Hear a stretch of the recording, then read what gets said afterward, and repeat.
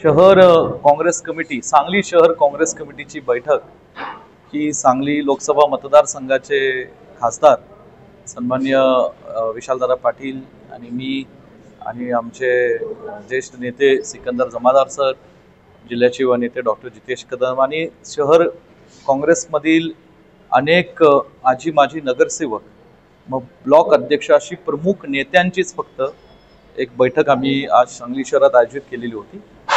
आणि या बैठकीमध्ये आम्ही काही आजी माजी नगरसेवकांचे, ब्लॉक अध्यक्षांच्या सध्याच्या सांगली शहराच्या राजकारणाच्या परिस्थितीवर आम्ही त्यांच्याशी संवाद साधला, त्यांनी त्यांच्या भावना व्यक्त केल्या।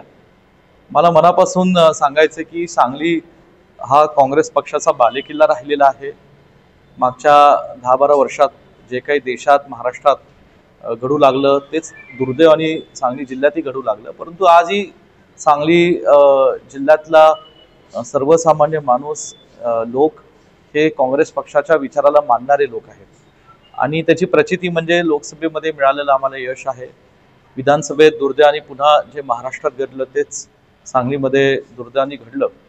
यामध्ये अनेक गोष्टी आहेत ज्याच्या बाबतीत सातत्याने आदरणीय काँग्रेस पक्षाचे नेते राहुलजी गांधींनी महाराष्ट्राचं आणि इतर काही राज्यातलं उदाहरण देऊन जे वोटर लिस्ट मॅनिप्युलेशन किंवा वोट चोरीचा जो विषय आहे तो देशाच्या आणि महाराष्ट्राच्या जनतेसमोर मांडलेला आहे। हे करत असताना आज सांगली शहरातल्या काँग्रेसच्या कार्यकर्त्यांना आम्ही आश्वासित केलंय की आम्ही ताकदीने आणि खंबीरपणे सांगली महानगरपालिकेची येणारी ही निवडणूक लढणार आहोत।